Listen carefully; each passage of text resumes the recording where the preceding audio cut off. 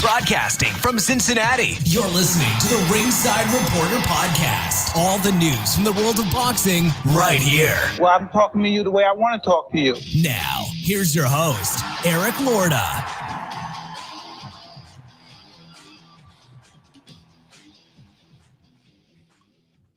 And we are live. Welcome to the Ringside Reporter Show, where we talk about the latest boxing news. If it's related to boxing, we'll talk about it here. My name is Eric Lorta, and I'm here with my co-host, Joe Habib, and we have a great show for you today. And if you want to call and ask questions, you can call in right now at 323-870-3857. And we'll be here till about 8 o'clock tonight. It's a light news day today. Light news day, Beeb.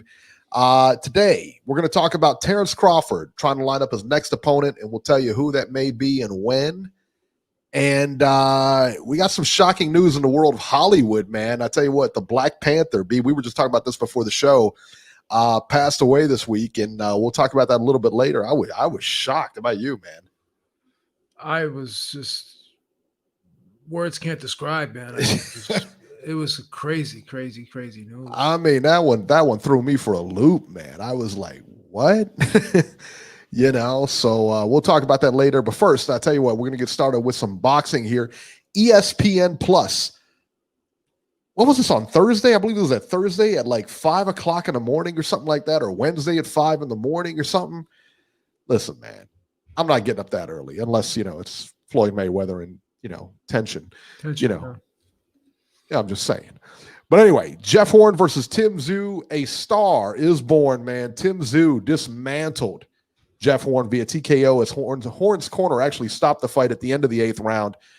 Honestly, man, I'm shocked this fight wasn't stopped a couple rounds earlier. Horn took a beating in this fight. He took a beating from start to finish, man. At no point was Horn ever in control of this fight.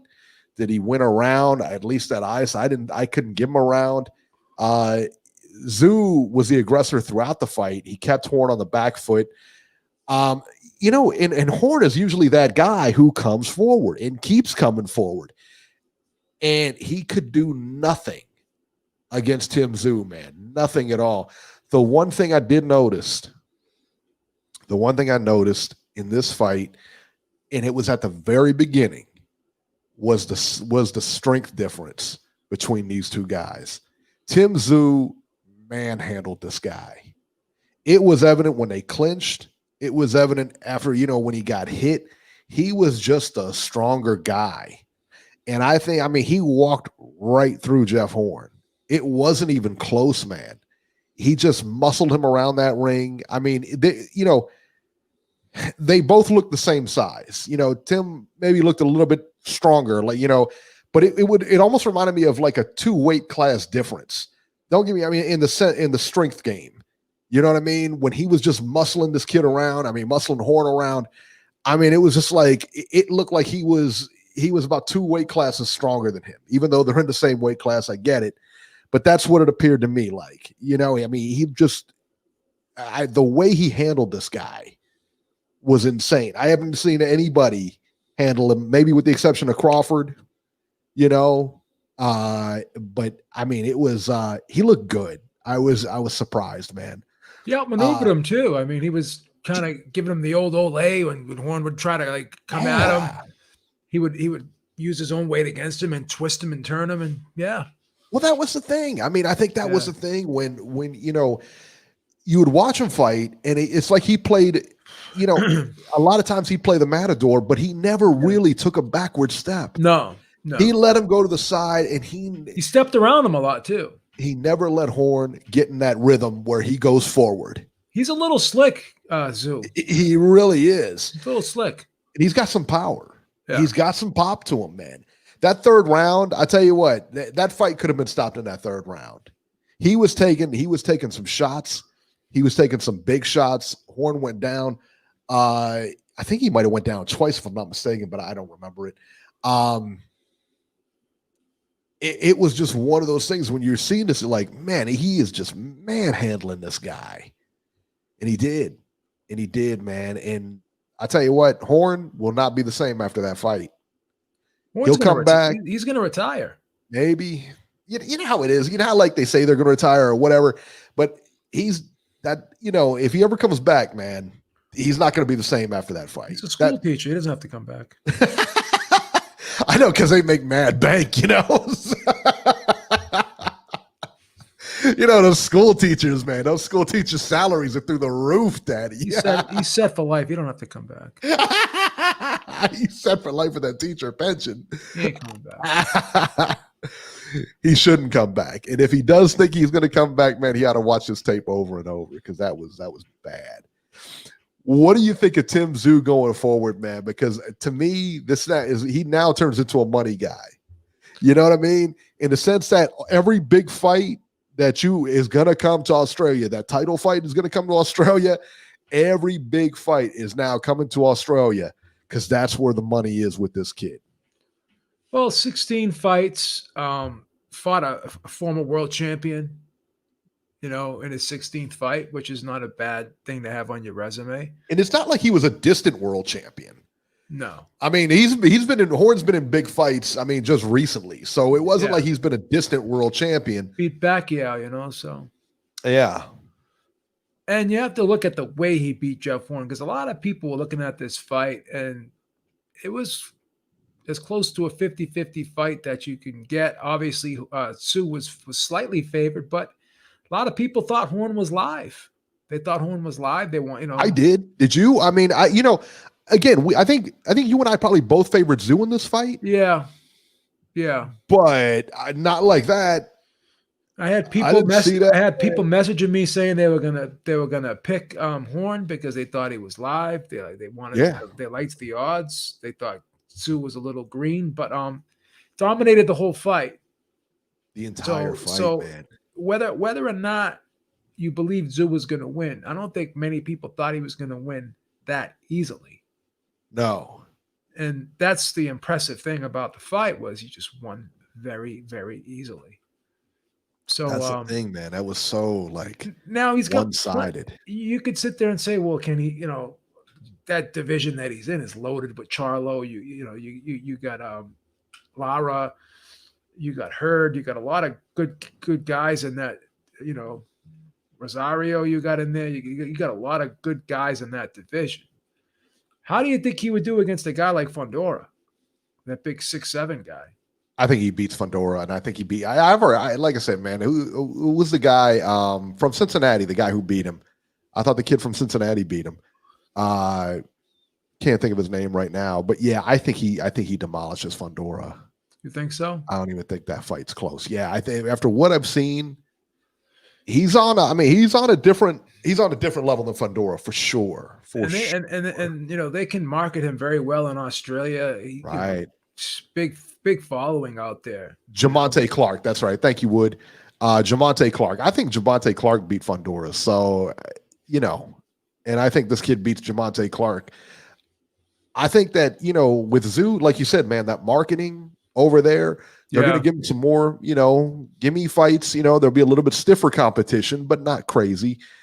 Work him up to, to one of the bigger fights, and it'll have to take place in Australia. He's not coming over here. You don't think so? No reason to. No. Not yet. Not yet. Like I said, he's 25 years old.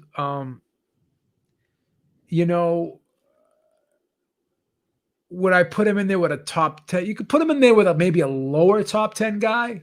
You don't want to rush him. But he's 25, and again, he's a money machine for them over there in Australia. So and he's good. He's good, and he could get better. So yeah. So maybe slow roll him a little bit for maybe the next year. Maybe. Yeah. And then at the end of next year, maybe put him in there with a lower top 10 guy, or top 12 maybe, and then just see how he responds, because I think the kid has a lot of potential, and I think he can still get better. I think 25 years old, a guy usually peaks in boxing at what, 30-ish, so he's got it used to be 30 was old. 30 was it. That was it. When you were, when you got to be 30 in boxing, that was ancient, man. I remember when Ray Leonard came back, he was 33 when he fought Hagler, and they said he was past his prime. He was done. Way past. I still think Hagler won the fight, but he put on a good show.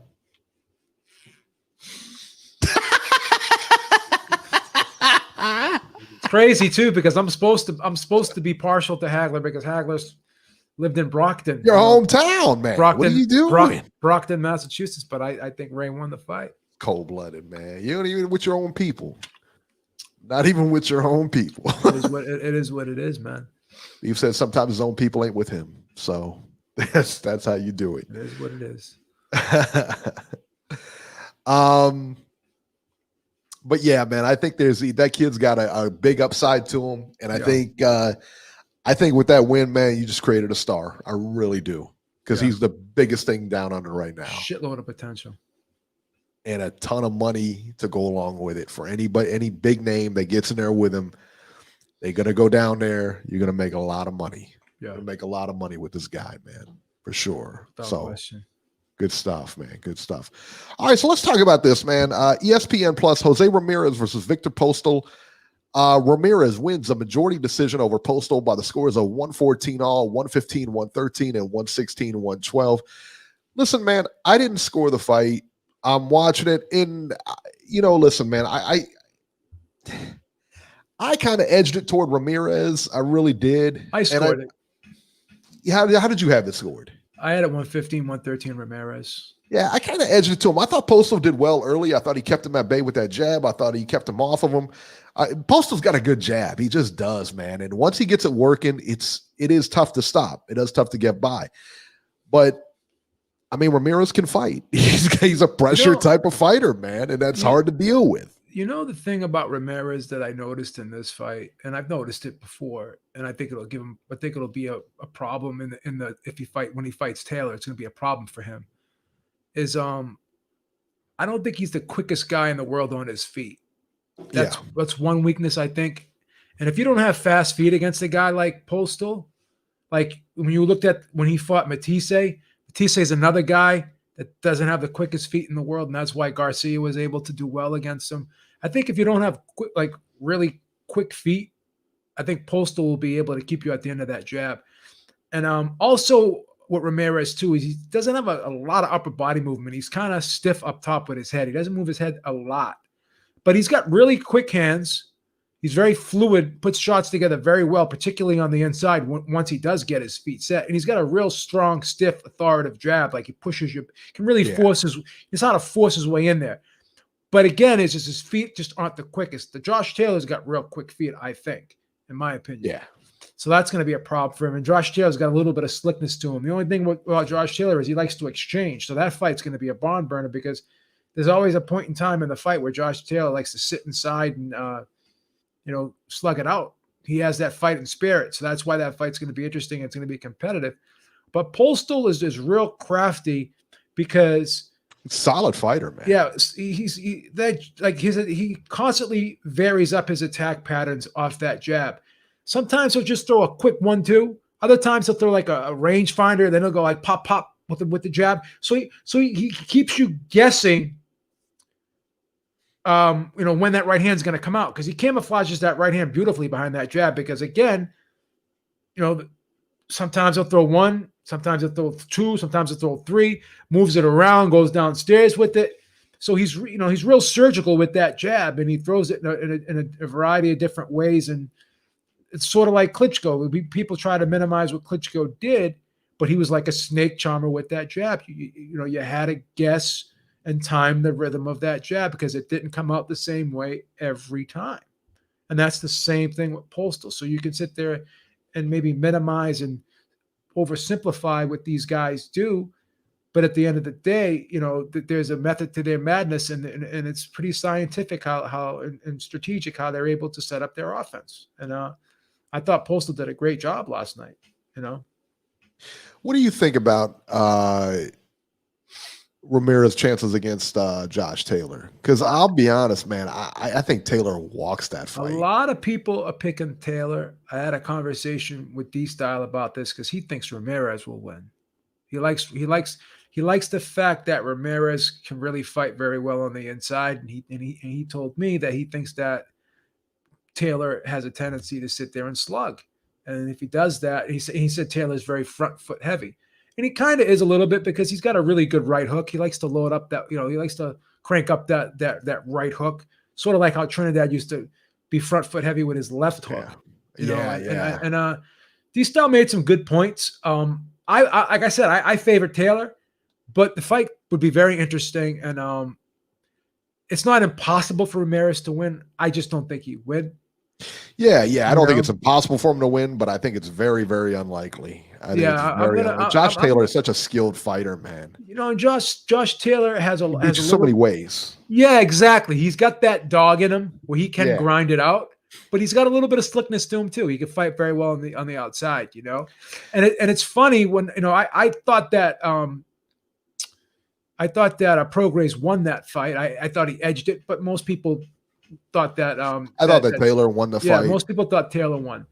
But it was a close fight, in my opinion. I don't think you thought it was that close, but yeah, 6. I think I had it. I think you had it 8-4. 8-4. I think it was. I think that's what I had. I had it 7-5 for Prograis. But the thing is when it was a boxing match, I thought Prograis was getting the better of him. But then what Taylor would do is he would kind of take it to the inside and body Prograis a little bit and rough him up.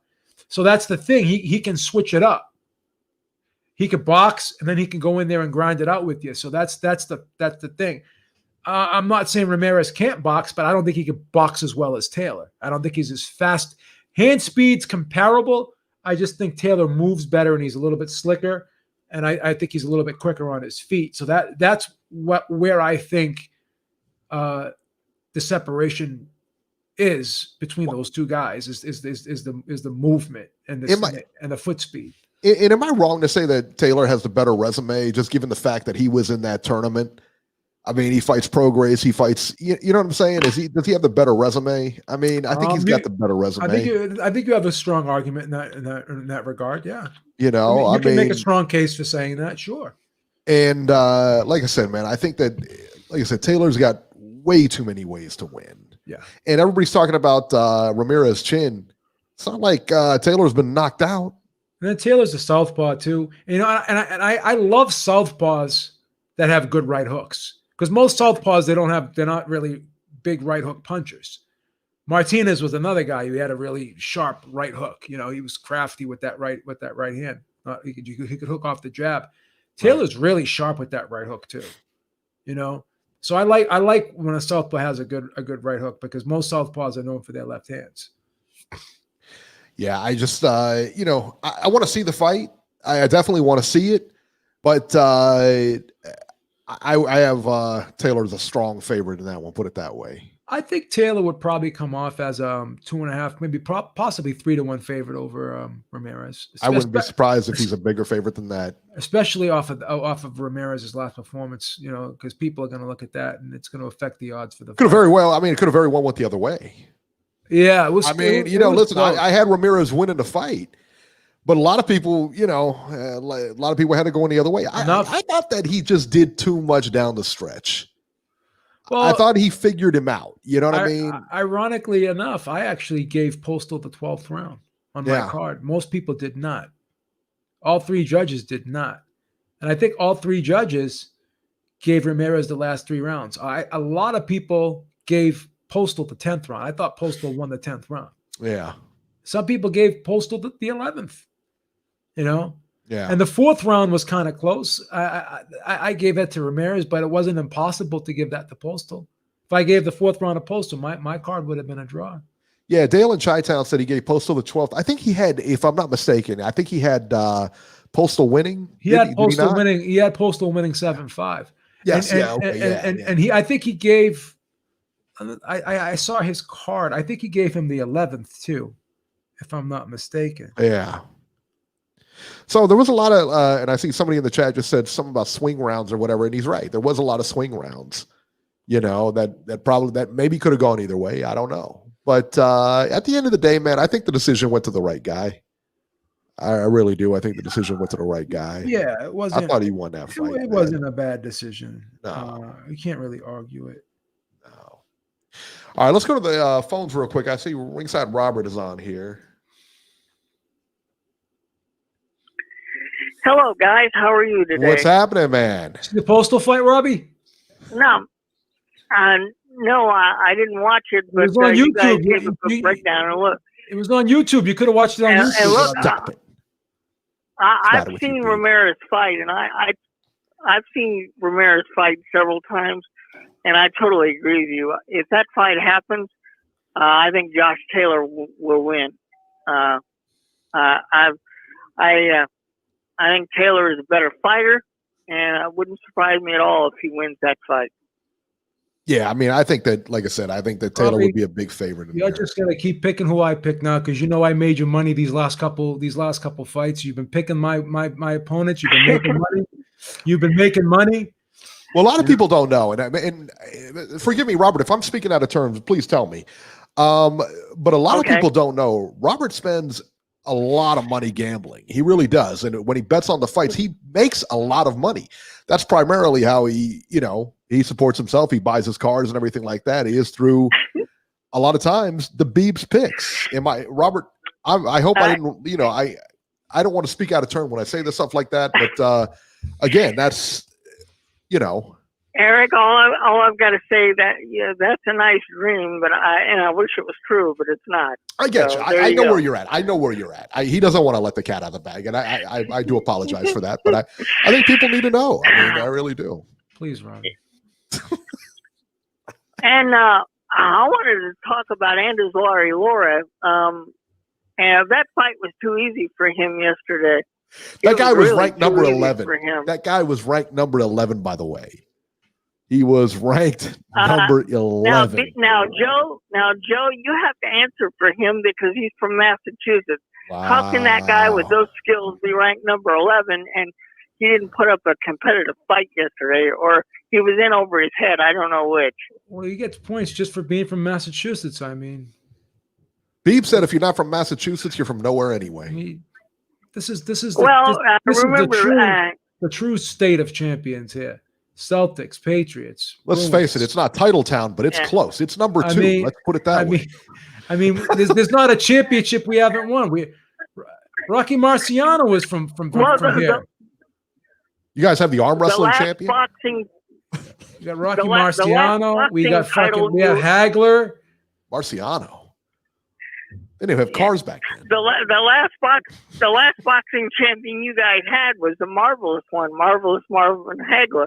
And by the way, Beeb, I'm really disappointed in you. You scored that fight for Sugar Ray Leonard. I scored it for Marvin Hagler. I thought Hagler won that fight. Come on, Robbie. Please, Robbie. I thought he won the fight too, Beeb. Cut it out, Gotta be honest. Gotta be honest.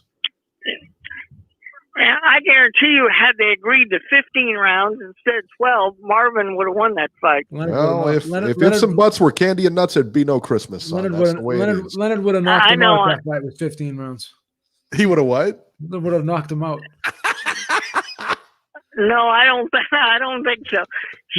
Ray was fresh as a day. He was dead tired. Please, Robbie. He was dead tired. That's why he's from the UK. He doesn't even support his own hometown guys. Wow, Eric. At least you support all. At least you support all your Ohio guys. That's very true. It's very true. Sugar Ray Leonard is a phenomenal fighter. I wanted to comment on this last week, but I didn't get a chance. I am very glad that Bob Arum and ESPN was able to work out a deal where the Lomachenko-Lopez fight is not pay-per-view. I think that's going to be one of the best fights of the entire year.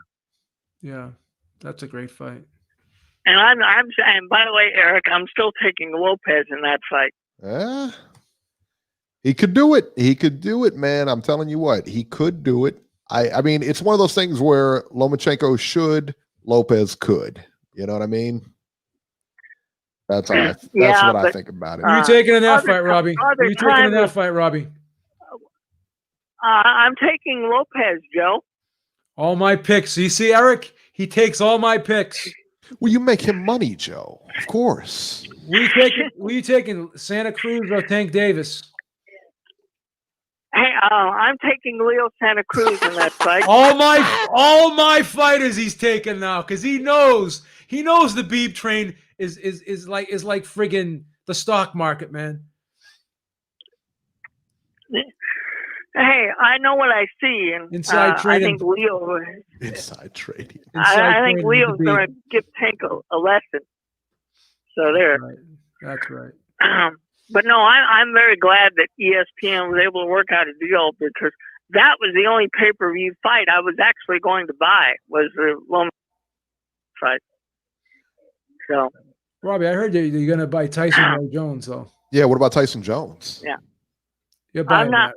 That's No, the biggest that's fight of the not- year, Robbie. Come Biggest on, you fight. have to buy that. Gotta buy No, it. I'm not paying for that. That's a money grab. Oh, How my dare God. you? You don't think it's going to be a legitimate athletic contest? Ashamed No, I of you. think it's a pure money grab on both parts. Oh, Mike Tyson owns a weed farm. What's he need money for? Yeah, but isn't he married to a doctor? Again, what's he need money for? He's married to a doctor. He probably And, sit yeah, home for the rest of that's his my life doing point. nothing. He doesn't. Yeah, the whole fight's a joke. I'm not. Aw, That's one fight I'm definitely not going to buy. Robbie, why are you so negative, Robbie? So Please. negative. What's wrong with So you, Robbie? negative. Because I'm 54 years old, or 55, I should say. And I would not step in the ring and try to make a fool out of myself. Would you do it for $6 million? You don't have to Robert? step in the ring to make a fool out of yourself, Robbie. You know what's coming. You're such a douche. Yeah, I knew Joe was going to say that. I just knew he was going to say that. I mean, you gave me the opening, man. You put your gloves down. I went right down the pike on you. Oh, that was like that Floyd You know Mayweather, what? Robert Ortiz, or you know, was it Victor Ortiz? Yeah, Victor Ortiz. Yeah. In other words, hey guys, it's just nice to talk boxing. Unlike what I'm going to have to do in a little bit, because the whole sports world has been set upside down the last few days. Yeah, everybody going to the sidelines or what, the whole Black Lives Matter thing, and they had I guess they had another incident in Wisconsin or something where somebody got shot. The gentleman got shot in the back or something. Last 7 times, man, 7 times. Yeah, that's unfortunate. Yeah, man. I think you know what crazy? No. He got shot 7. I guess they fired 7 shots. Did you see how close that guy was? I think only 3 shots hit him. Yeah. Like what? Yeah. Now here's the thing. Yeah. The guy, allegedly, the guy was reaching for a knife. Okay, I got you. But 7 times you 7 blasted times, right? 7 times? Yeah. Really? And you don't think people got the right to be mad about that? You know what I mean? Shoot him in the Like, shoulder or something, man. Something, man. Shoot him in the Did shoulder. you know, guys? They were looking for him. They had a warrant for his arrest. I don't care, man. Okay, Robbie. It still doesn't matter. I mean, you don't. Still. He was literally a foot away from him. Right, Eric? I know. I've seen the video, man. He was literally a foot. He was literally a foot away from him. 2 feet tops. Yeah, punishment doesn't fit the crime. Did you have to shoot him 7 times?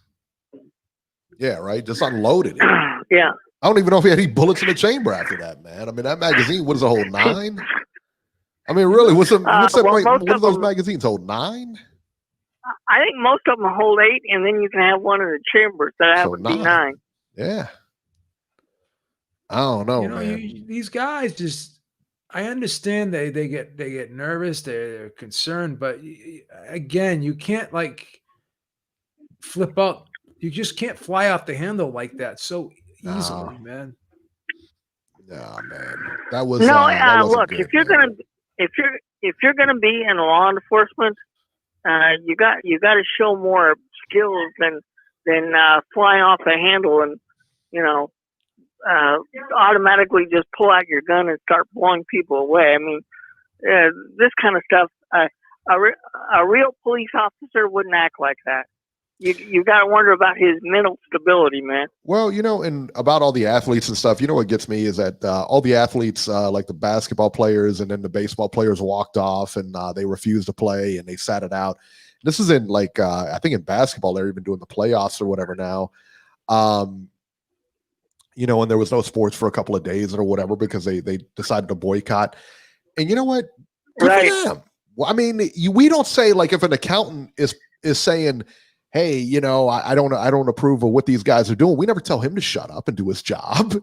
You know, I mean, there's billions of people on Facebook. I mean, so tonight on our show, we're gonna give them all kinds of props, man. What they did took good. What time's your show start, Robbie? 8 o'clock Eastern time. I'm gonna call in. Joe's going to call him in and just give you the direct opposite. Yeah, knowing you too, that's exactly what you would do too. Hi, this is Tucker Carlson. This is Tucker Carlson. Yeah. Hey guys, I don't know if you've seen next week's schedule, but Fox has a card next Sunday night. Yeah, I did. It's not. I don't know. I'm not really excited about it. Put it that way. I'm really looking forward to that Mike Tyson Roy Jones fight. Yeah, right. How is it that fight makes this one? You know, I mean, I can't wait to go over Robbie's house and watch that. Yeah, you know he's watching that. No, totally watching. Hey, I'm not excited about that. Yeah, whatever. Listen, man, we're coming over for that. All right. It's put Mrs. Herrick on the phone. I want to know if she's going to buy it. Number one, that's on free TV, Joe. I want to know if she's going to buy the Mike Tyson Roy Jones fight. She's totally buying it for him. Put Mrs. Herrick. It's like his Christmas present. No, It'll be like his Christmas present. It'll be like his Christmas present. That's what's going to happen. Eric, do you still have Direct TV? Yeah. Of course I do. All right. I've had Direct TV for 20 years, brother. I'm not getting rid of it. Do you have the NFL League Pass? No, not this year. I don't blame you. You know, it's you can watch everything on regular TV because when you think about it, like you watch the Raiders, right? They come on, they're the late game. Yeah, They show it every week there. So you're going to watch the Raiders. Yeah. And then, you know, the other games that are on TV, there's only like a handful of them that aren't on. I mean, like, what do you know what I'm saying? It's just kind of a waste. And let's be honest, guys. DirecTV charges way too much for that particular package. It's ridiculous. I think that package is more set up for like bars and restaurants and places like that. Hey, for individual people to buy that, they just want way too much money for it. I heard you got box seats at the new Raider Stadium. Is that correct? In Vegas? How in the hell would I do that? I don't live in Vegas, for God's sake. You're so secretive, though, dude. Like, this is what I heard. I mean, I heard this from like a legit source. He never wants to admit it. Listen, man, he's got choice like box seats, like press type seats, not like press row, but like in where the windows are and stuff like that. I mean, he's watching TV up there with a bunch of hoes. That's what I heard. That's what I heard. He's out of control. He's out of control. He does what he does. And remember, nobody's going to be allowed to go in the stadium this year. The Raiders are not going to allow fans. Thank you, Corona. That's not what I heard. I don't know. I'm going down there. Yeah, I'm going down there too. You keep us out. You know who we are? Please, Robbie. Hello. All right, Robert, we're going to get running, man. Let you get ready for your show. 8 o'clock. Hey, catch you guys later, man. Good show as always. Robbie, thanks for calling in, Robbie. All right. I want a percentage of those picks.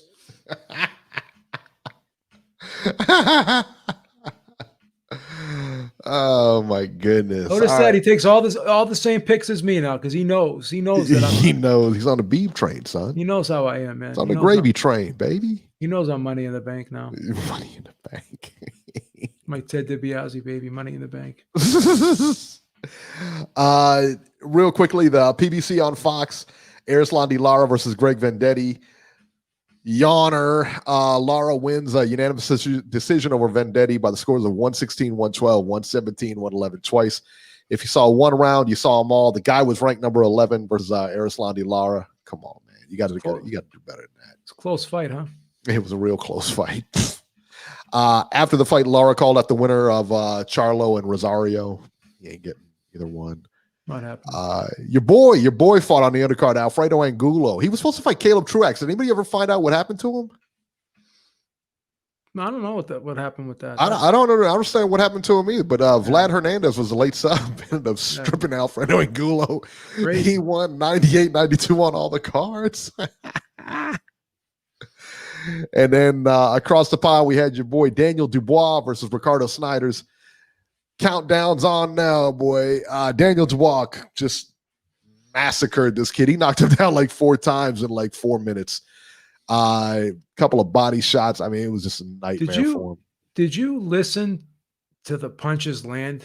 Yeah. Without the crowd being there. Yeah, right. He has like he's stiff, son. He has like heavy hands, that dude, bro. And it's different. It's different because like he's like a clubber too. Like he has like a clubbing type thudding power to him. He's not really explosive like Mike Tyson style, but yeah, he has a little bit of George Foreman in him, the way he punches, you know? And it's weird because punches that you hear hurt worse. Because like kicks, like when you hear like a loud kick, typically it doesn't hurt as much as like the ones you don't hear. The one that just slams you, you know, those hurt worse than like the loud kicks. But those punches, man, were just connecting. They were just like, it's like when someone, it's like when someone hangs a rug out over like a porch or something, and they're beating it with a stick. That's how those body shots sounded, like boom, boom. It's crazy. And I think he annihilates it. And this hopefully this sets up the Joe Joyce fight. Hopefully the talking's done and then we can get this fight going. Yeah. And then we won't ever have to hear Joe Joyce's name ever again. Because Dubois is going to kill that guy. I mean, that's not even close. That's not even a close fight, son. Joe Joyce said he's pumped up to fight him. Son. Go ahead. Be pumped up. Yeah, be pumped up. You need to get a flight out of the country or something, because that's bad. Tone said something in the chat. He said Dubois looked a little bit slow to me last night. I'm going to agree. He did look a little slow, but again, those punches were thudding though.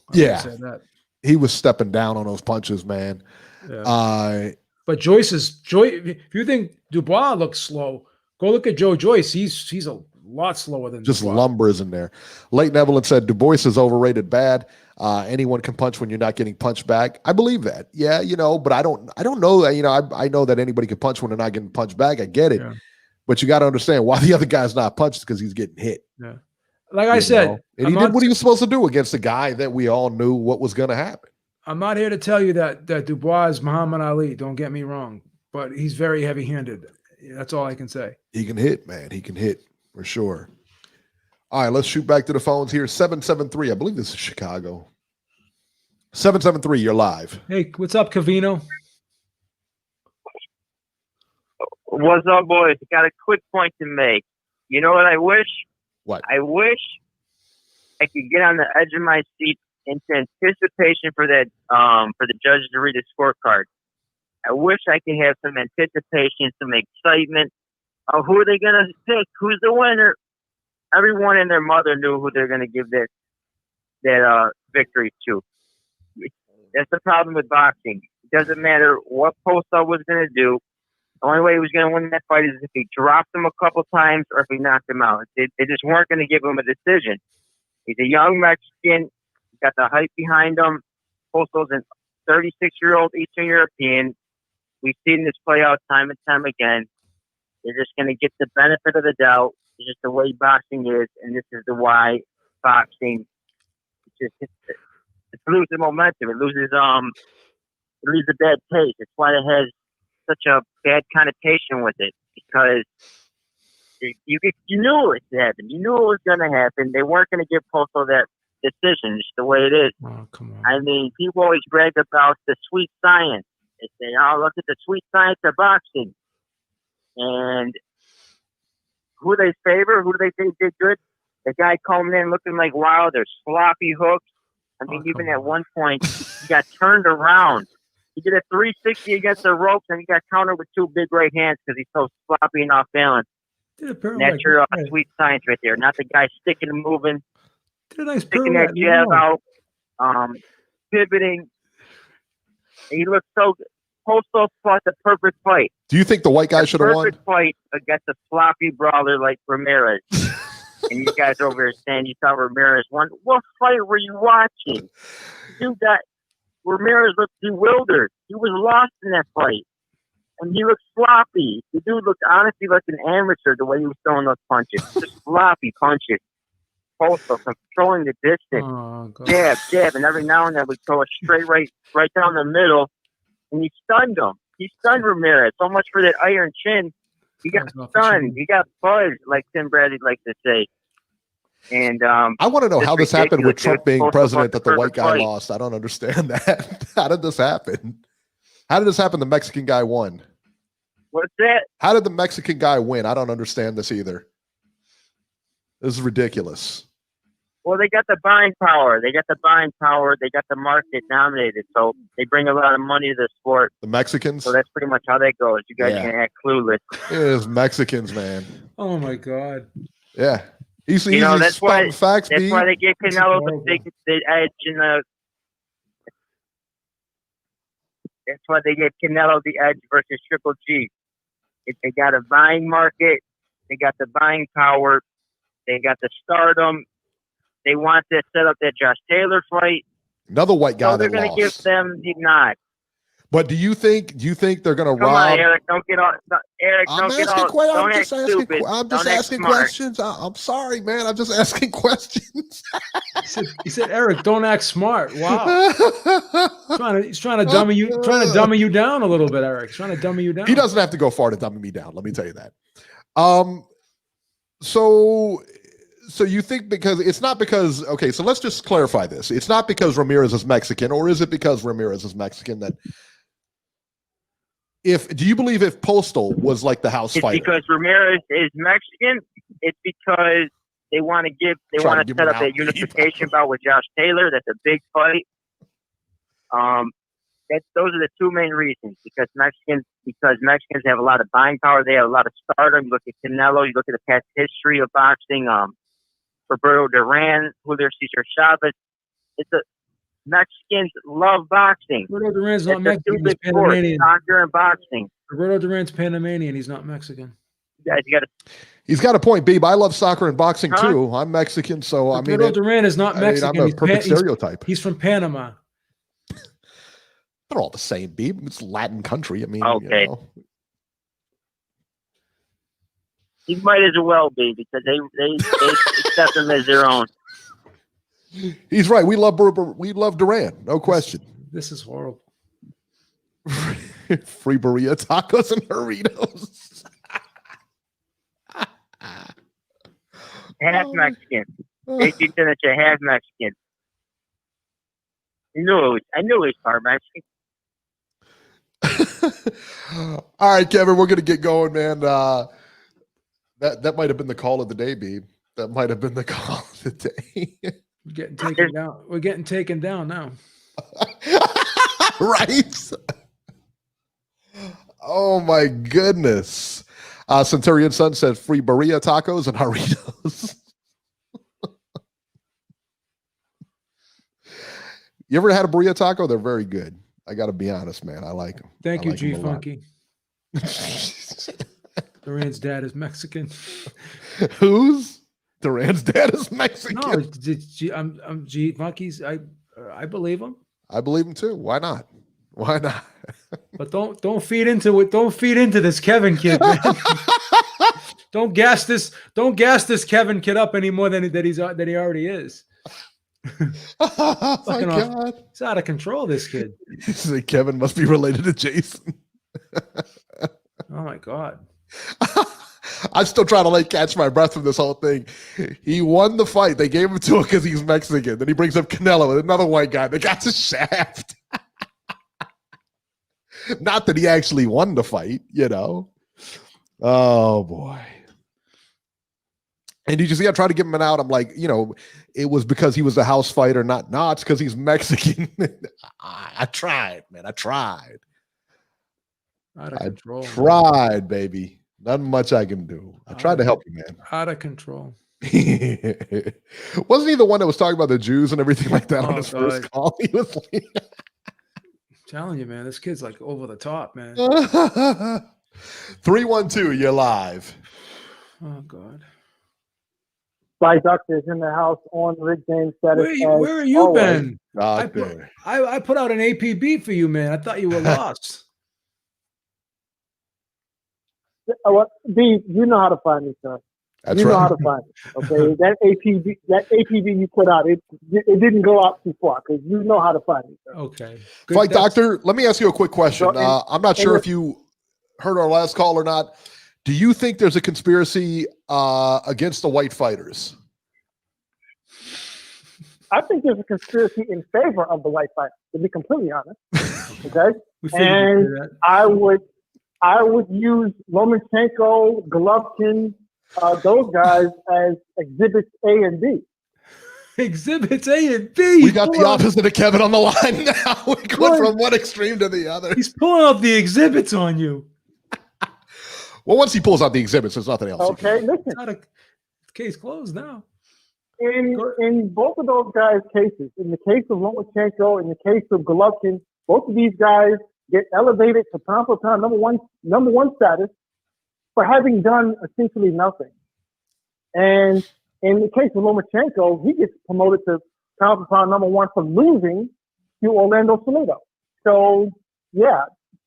Listen, guys, let's not pretend as if boxing does not have its politics, and let's not pretend as if part of that equation has been historically race, because it has, and it does, and it is. So, yeah, I think we can go plenty of examples where, guys have been promoted a certain way because of the color of their skin. What about Klitschko? Klitschko? I love when he starts tearing Klitschko apart. I love it. I wouldn't include Klitschko in that, in that category as having been favored because he was white. No, I don't think so. What about Kovalev? I think we all knew from. What about Kovalev? Kovalev? Well, listen, I think Kovalev. Well, I mean, he took the Hopkins fight, which, there were tougher fights out there for him to take. But I mean, I guess there's an argument for it, there's an argument against. Kovalev. Push come to shove, you put a gun to my head. If you ask me, did Kovalev benefit from, did his career benefit from him being white? Yeah, it probably did. Yeah. But, I think in Kovalev's case, compared to guys like Lomachenko and Golovkin, in Kovalev's case, there was more substance because Kovalev actually fought the fight he was supposed to fight, except for the fight with Stevenson. But, he fought Bernard Hopkins, he fought Andre Ward, whereas Golovkin fought nobody. Lomachenko has fought next to nobody. And we saw those guys get promoted to pound for pound number one for having done nothing. I didn't see that in Kovalev's case. So, yeah, I think, I would include Kovalev in that Golovkin, Lomachenko, hasn't benefited from being white category. No. What about Arturo Gatti? No. No. I think Arturo Gatti is worthy of all the accolades he receives because at the end of the day, say what you will about the man's boxing skill, but you can't question his heart. You just can't.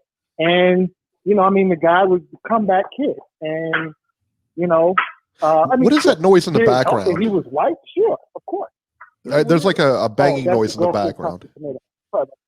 I gotcha. What is that? Yeah, what is that? That's the girlfriend chopping tomatoes. What are you guys having? What is she making? That's the girlfriend chopping tomatoes. Yeah, what is she making? What is she making? Making some soup. Kind of soup. She's making. I don't know. So we're vegan, and she's making like some vegan soup. She's putting all kinds of stuff in it. All right. Fight Doctor's in good shape, man.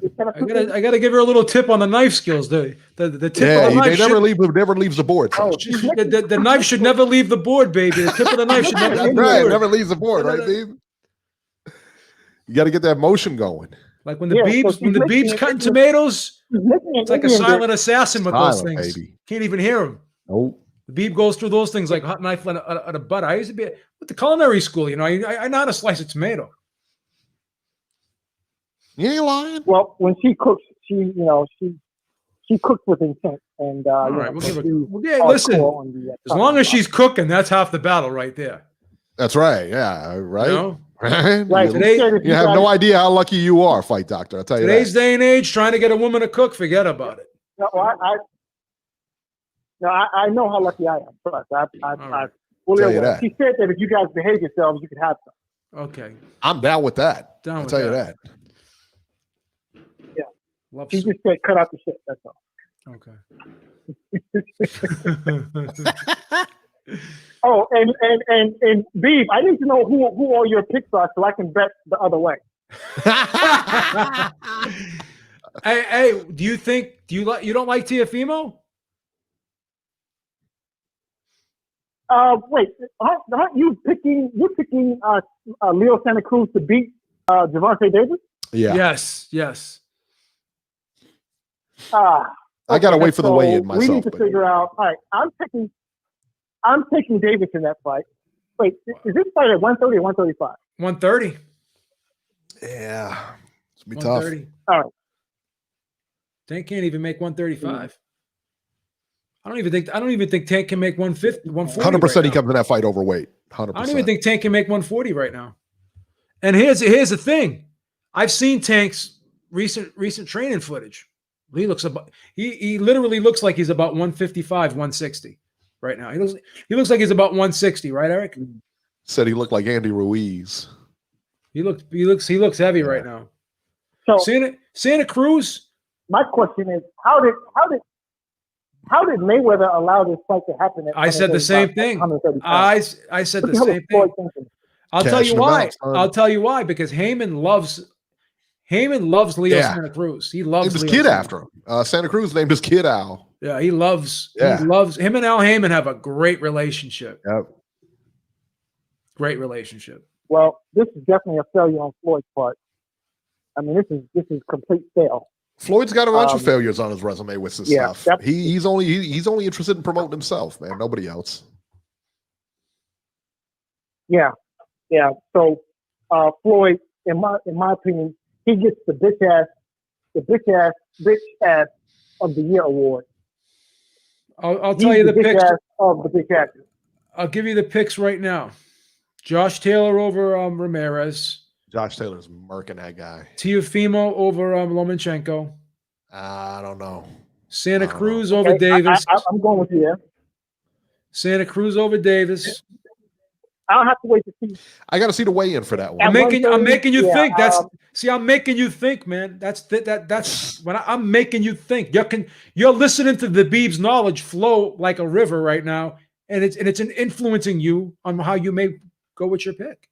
Flowing like a direct current, Beeb. That's power right there, man. That's power. There it is. When the Beeb talks, he's like it's flowing. It's not like a river. That's all. It's like a golden shower. It's not like a river, more like a pile of snow. But golden shower. What? Yeah. What's the matter with you? It's a family show. It's too much X videos for me. I'm sorry. Yeah, well, you get off Pornhub already. You know. Well, I'm going to reserve my pick on the Davis Santa Cruz fight until the day of the weigh-in. I want to see the weigh-in. I want to see what Davis looks like at the weigh-in. He ain't gonna look good. I'll tell you that. Yeah, I gotta wait and see. Because I do like Davis in that fight. I do favor Davis in that fight, but I got to see like now. If you ask me now, I would favor Davis in the fight. But again, man, I got to see weigh-ins. I got to see the weigh-in. Man, Santa Cruz will blanket that guy with punches. Maybe he does, maybe he doesn't. I mean, but again, man, we're going to find out at the weigh-in if he's ready to go or not. And that's when you really got to make your pick then. Because this is if a weigh-in determines a lot of things in a lot of fights. This is one of those fights, you know. So I don't know. All right, Fight Doctor, we're going to get rolling, man. Yeah. A few people on the line here before we get to our news and everything like that. Good call as always from Fight Doctor. 805, area code 805. You're live. Nacho Libre, what's up, Daddy? Hey guys, what's up? The current. Are you going through the caller drive? of the year. Are you going through the drive-through right now, like you were last week? What's going on? No. No, guys. Gonna pick up a blizzard. I'm here calling. What did you think of Nacho? What did you think of Kevin's comments from Chicago? You know what? I mean, the one thing I'll say is this about Postal, and this is coming from a Mexican fight fan.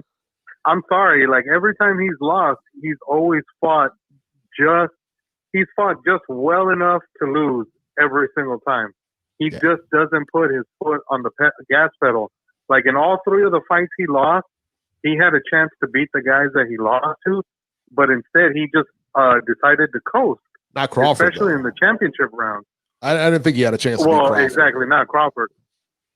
Yeah, but in the fight against Taylor and then the fight last night, he had a legitimate chance to win both those fights, but instead the guy is on cruise control, jabbing and moving, and it's like, dude, like at some point you actually have to, you know, set your feet and actually hurt guys and knock them out.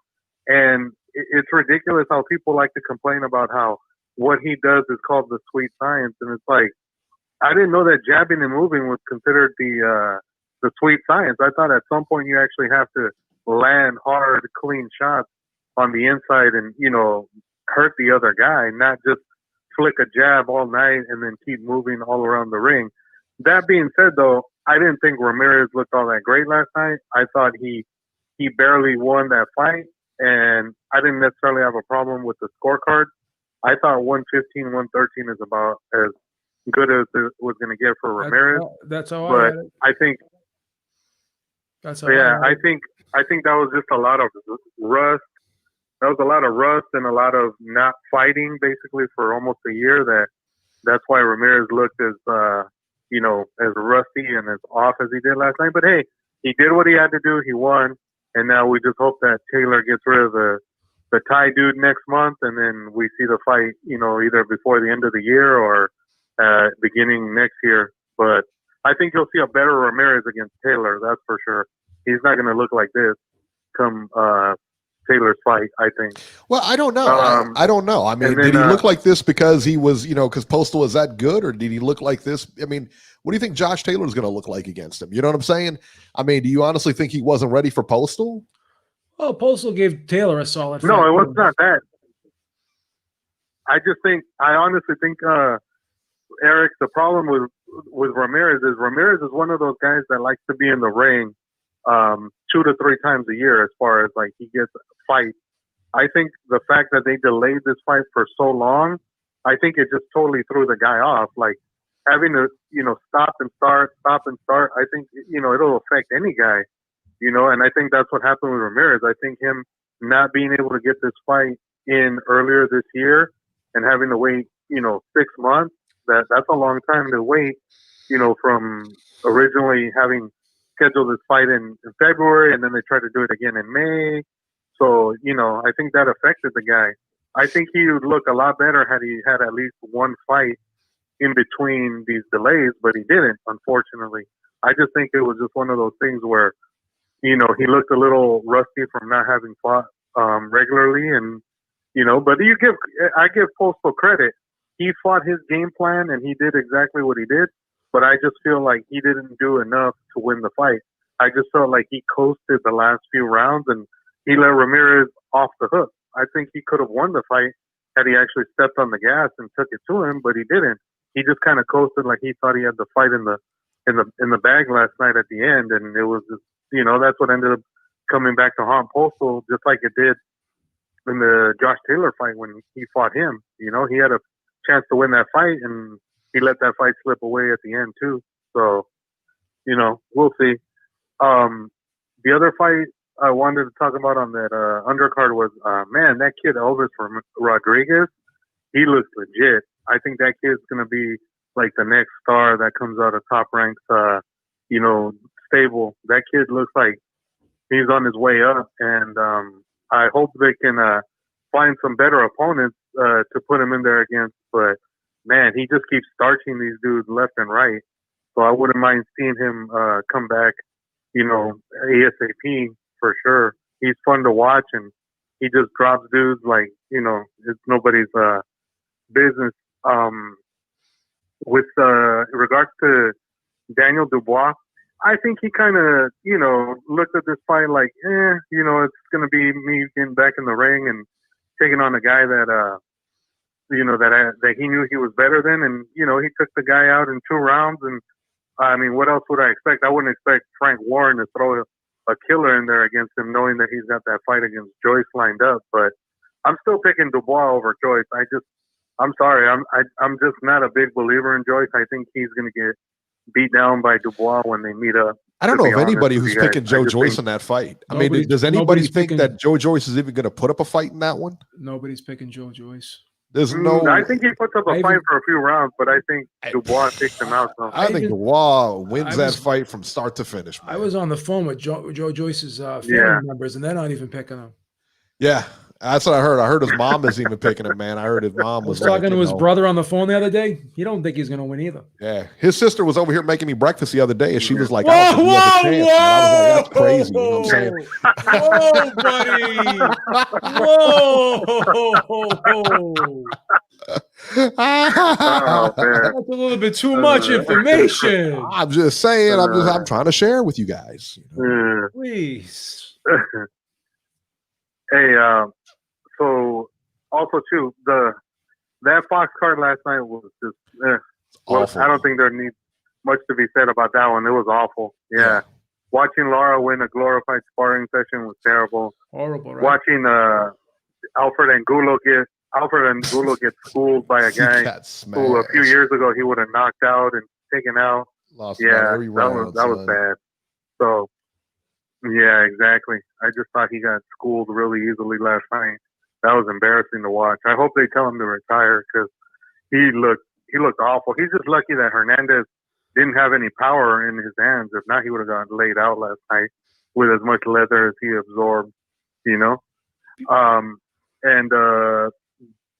and really quick, as far as the fight earlier this week, I got to give Tim Tszyu a lot of props. Wow. He went in there and basically beat the tar out of Jeff Horn. Yeah. I mean, wow, what a performance that he put on.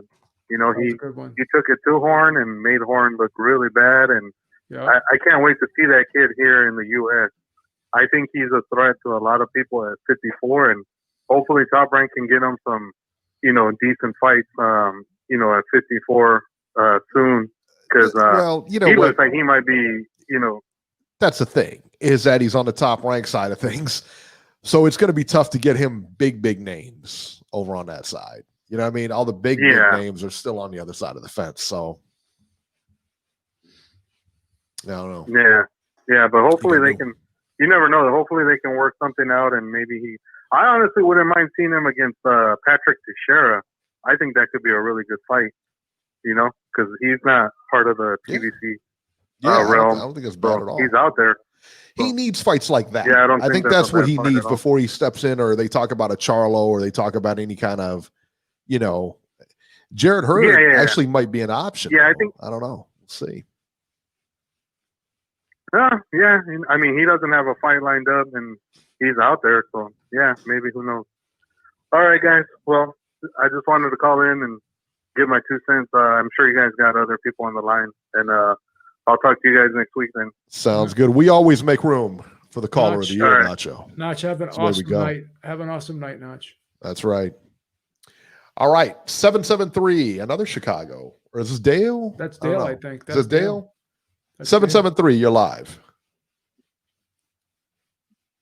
I had to call in because you guys are making me look like some crazy it's Kevin extremist or again. something. Oh, are you double? Let me tell you this. Let me Are tell you you double what. dipping now? You're double dipping. Let me tell you this. I believe that Kevin may be in running for the caller of the year. I really do. I really do. I like this guy. You can't do that, Eric. Why? Why can't I? They would You shut guys down are this making me channel. sound like Oh, some stop. They would shut this extremist. channel down. They YouTube. would Like I'm not. saying some How dare you?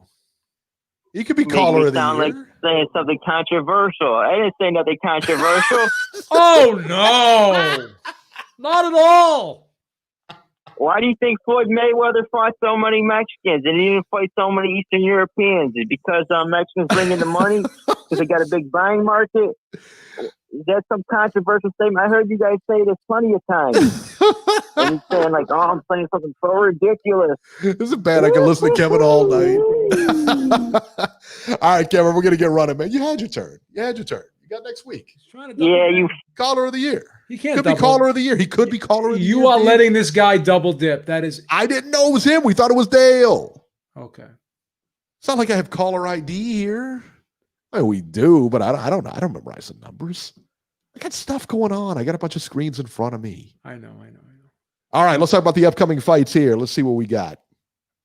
It did look pretty empty. I got to be honest with you. Let's see here. September 2nd, Wakefield, England on ESPN Plus. Philip Bowes versus Sakinis Ennis. Who cares? Let's go to Kissimmee, Florida on September 4th, Telemundo. Antonio Moran versus the dreaded TBA. And September 5th, Las Vegas on ESPN Plus. Jamel Herring versus Jonathan Okendo, 12 rounds for Herring's WBO junior lightweight title. Steve Nelson versus DeAndre Ware, 10-round super middleweights. And that's about it. That's about it for this week. Now, Robert said there was a fight on Sunday. There was some kind of Fox card, but I don't see it listed here. That's not to say that's not. Maybe it's next week or something. I don't know. But I don't see it listed there, Beeb. So it's funny how the schedule just kind of went real thin again, huh? Yeah. Well, I mean, I think it's to be expected, though. I think it's going to be it's to be expected. You know, it's harder it's going to get harder and harder to put fights together and everything like that. So Kevin says that Eric and Beeb are POC. What is POC? So as long as it's not POS, I think we're good. What is POC? Politically, I don't know. What does POC mean? What is POC? Politically something correct, I think. I don't know.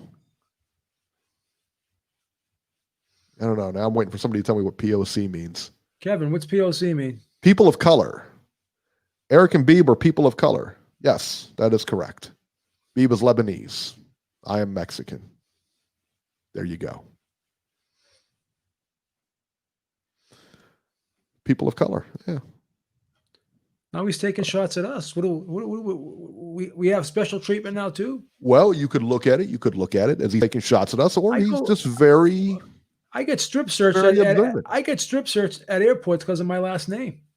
Yeah, but that's not why you get strip searched, buddy. I mean, they think I'm a terrorist. John Beeb.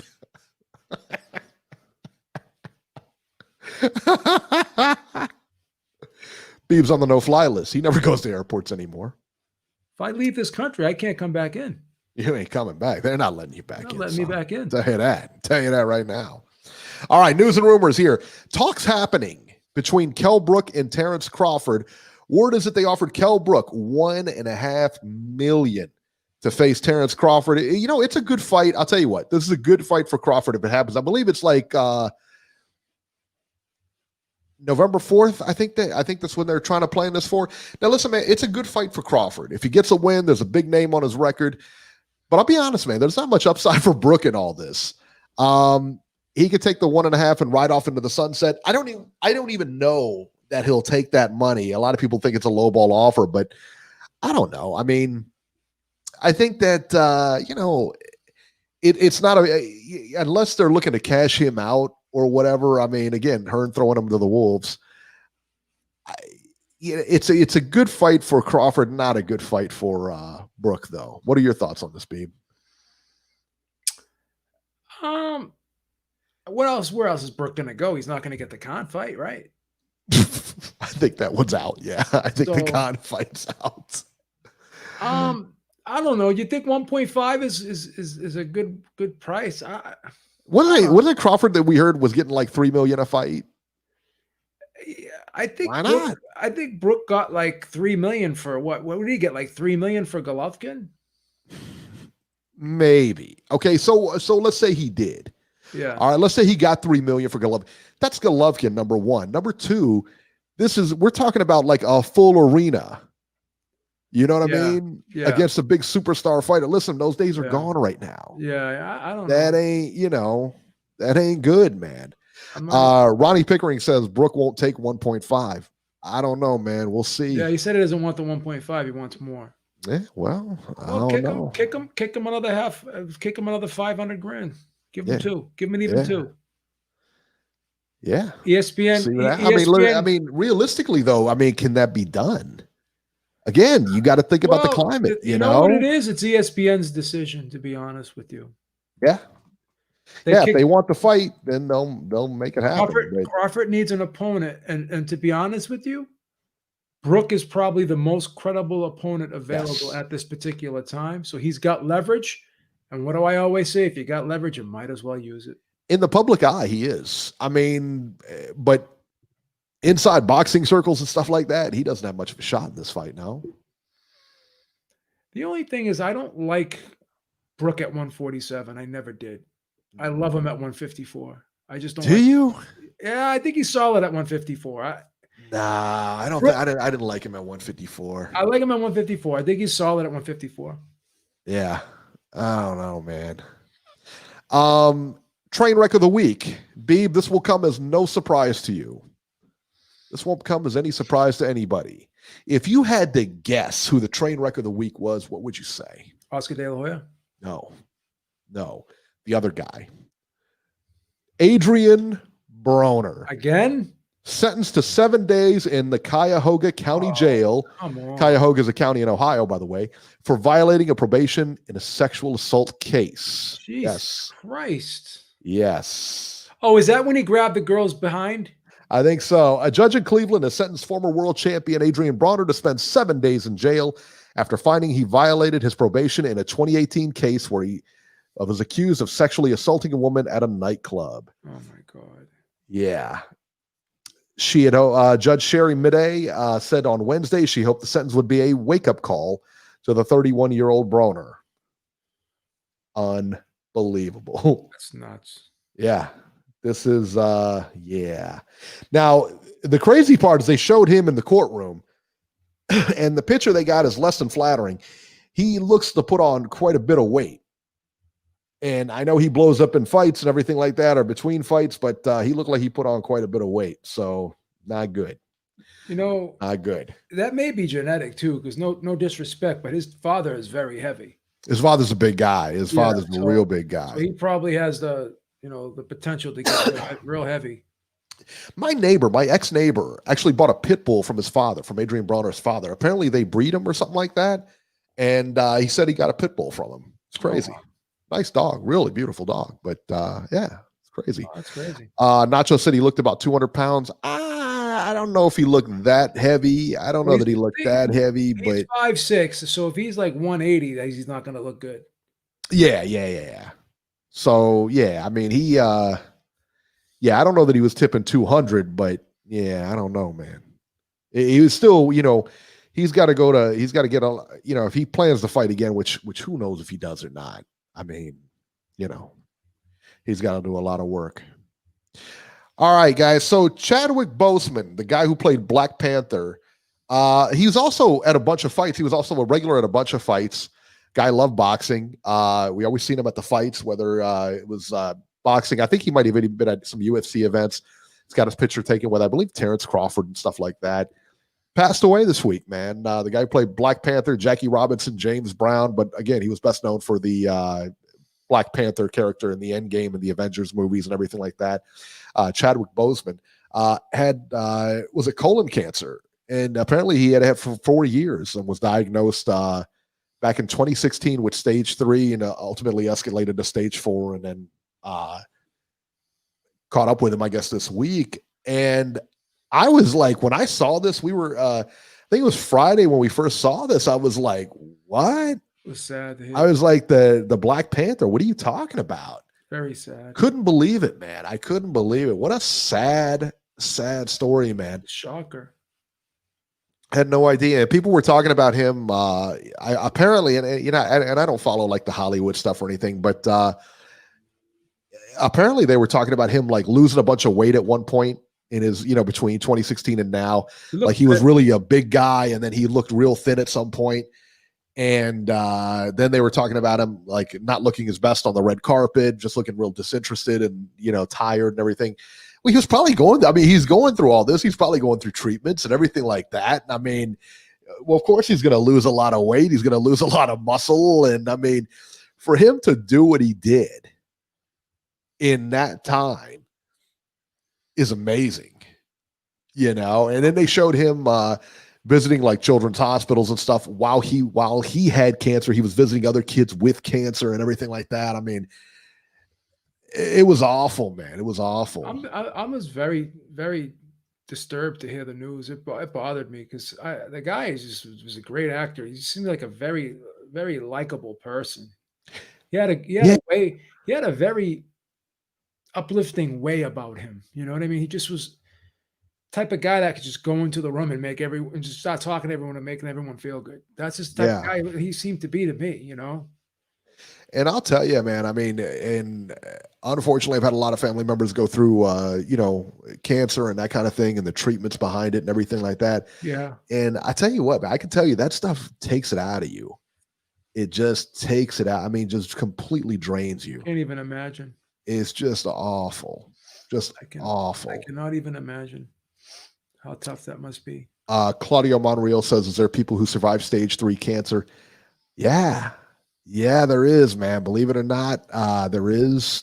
I mean, it depends. You know, cancer is a lot different depending on what kind you have. You know, it's just a lot different. Leukemia, lymphoma is a lot different than lung cancer, and it's different. So depending on what kind you get, but yes, people have come back from stage 4 cancer. So yeah, I mean, absolutely. You know, the crazy thing too is you don't really go for a colonoscopy until you're 50. Yeah. And what was he, 42?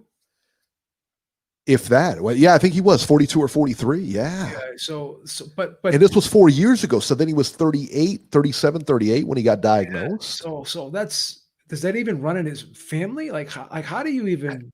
How would you even know until when you start feeling symptoms? It's like you get your colonoscopy till you're 50, but then if it runs in your family, they may tell you to go in there when you're 45. That guy was in good shape.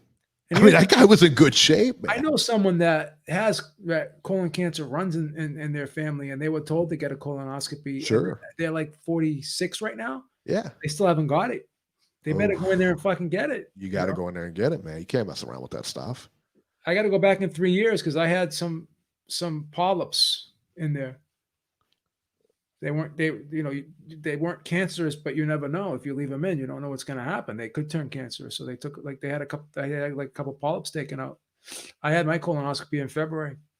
Yeah. I got to go back in 3 years. Yeah. I got to get one soon. That's for sure. I know I probably got to get one soon. But Ronnie Pickering said that his mom had lung cancer. They told her she might get 10 years. They operated in 2015. Yeah, it's a 9-millimeter tumor, he says. Yeah, it's different. I mean, different cancers mean different things, you know. And you know what's crazy is that my mom passed away in 98 from cancer. And she had melanoma, like internal melanoma. So sorry to hear that. Thank you. And she had, but even back then, that was 98. Now, my dad got it later on. He's been, I guess, maybe for 5 years now, he's been kind of battling, back and forth, but he has lymphoma and he's got chronic lymphoma now. But the thing is with, the advancements that were made between that time and now, and the advancements they continue to make between now and, 5 years from now, it's pretty astounding. It really is, man. It's pretty astounding. They really, like I said, man, they really do wonders as far as the medicine goes now. It's a lot different. It doesn't make you as sick as I remember back in the day, man. When my grandmother and my aunts had it and everything like that. I remember back in the day when they went through chemo, it was rough, man. The chemo really wears you out, right? It does, but it depends. Like, in a lot of times, sometimes it depends on what kind you get. Sometimes people are still able to function and they just may hit a bad patch or whatever, and then they're okay, but it just depends. I remember the first time my dad went through it, the very first time he went through the chemo, it didn't really hit him. It was almost like a blip on the radar. It really was. It wasn't, didn't hit him that hard. It didn't hit him, but the older you get, it hits you a little bit harder depending on what you get done and all that other stuff. So yeah, it's just an awful, awful disease, So sad. Yeah. So it's really sad to hear that stuff. Yeah. So yeah, man, Black Panther 42. That's awful. That's so young, man. Hurts my heart to hear it, man. Yeah. I was shocked when I heard it. I really was. All right, one last call for tonight here. Let's go to Georgie 508. Georgie, you're live. Georgie. Hey, yo, what's happening, people? I want to give you a hug right now. I'm tone it down. I just want to give you a hug right now, man. I'm tone it down. Life is so precious, Georgie, man. After hearing what I've been hearing these last couple of minutes, I appreciate every single inch of it. You don't even know. I mean, I may have to drive up there tonight and give you a hug. All right, let me burn. Okay, burn. Salute to Lion Killer in the chat. Thank you so much, brother. Let it torch. Let it torch. In the name of love, I guess I'm going to tone it down a little bit. Yo, shout out to the Black Panther. God rest his soul, man. That's it. Definitely tragic. I was about to hate on Wilder, but due to the circumstances, I guess I'm going to have to hold myself back. No, I just want to know if it is true. It is true that he's not going to fight Fury no more. What's going on? Oh, I didn't hear that. Who's going to fight who? Who's not going to fight who? I don't know. You better talk to your boy Ralph in the UK. I saw that shit on Ralph's page. I guess somebody from Fury side put out a tweet or something like that. Oh, there's a lot of rumors going around. Yeah, as far as I know, the fight's going to happen. When it's going to happen, we don't know yet. That's the only thing. I don't know. Now, they're trying to get a crowd for it, so good luck. Wilder said, for the first time, Wilder came out and said an eye for an eye. It means he's going back after Fury. Good luck. I don't know about that, because the last time I heard, Wilder side was saying that he want to postpone it for next year. And Fury was saying that, no, thank you. The contract is for this year. Bob's trying to make it for December, but I don't know if it's going to happen. The clock is ticking. So we'll see. The clock Well, I guess I'm going to mystery for a little bit. Go ahead. Gotta let you guys go. I love you guys. Anyways, I'm going to see you next week. Hopefully something good down the pipeline. All right. Peace and love. Peace and love, Georgie. Thank you, Georgie. Peace and love. From Rikers, baby. Assalam. Hard up in Rikers, boy. Lion Killer, thank you so much, man. He said, sup, everyone. First time on the channel. We appreciate you, man. Thank you so much. Centurion Son asked an interesting question. Who do you think wins, Oscar De La Hoya or Sergio Martinez? And this is interesting because I believe that fight is going to happen. As far-fetched as it sounds, everything like that. I believe that fight is going to happen. Chavez Jr., and I thought Chavez Jr. might be in the running for this fight. De La Hoya, I believe, wants to fight at 154. Chavez Jr. is having trouble at 175. He's having trouble making 175. You don't think De La Hoya will come back at 160? It doesn't matter if he does. Chavez can't make that weight. No way. No. What did Sergio come back at? What weight did he fight at? Probably 160. I don't know for sure, but I don't know for sure. Yeah. Wonder if that fight's on YouTube. I'm gonna look for it. Yeah, I can't imagine he looked, stellar. How old is he right now? 45? Something like that. Yeah, he's 45. And De La Hoya's 46 or something like that? About the same age, I think. Nacho saying it was at 160. Yeah. Nacho saying at 160. That's good that he got down to 160. Yeah. De La Hoya is a 47. Nacho says he's 47. Okay. So, yeah. I guess he weighed 161 and a half for the fight. He knocked the guy out in 7 rounds. Guy was down once in the 6th and once in the 7th. Okay. Yeah, but again, I mean, I don't know. I don't have any desire to see De La Hoya fight again. I really don't. I mean, he was a great fighter in his time, and you may not have liked him, and I wasn't his biggest fan, but he fought everybody. He really did. He fought everybody. Yeah, Dana White said when they told Dana White that Oscar was coming back, he said, "Well, cocaine's expensive." Yeah, I remember that.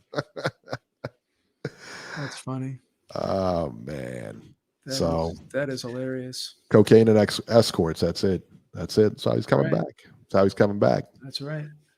All right, guys, that'll do it for this edition of Ringside Reporter. As always, you can catch Joe Habib on Twitter at jhabib1 and find our YouTube channel at ringsidereporterlive.com. On Twitter, you can find me at ringside73, and we will see you guys next week. Peace and love, everybody.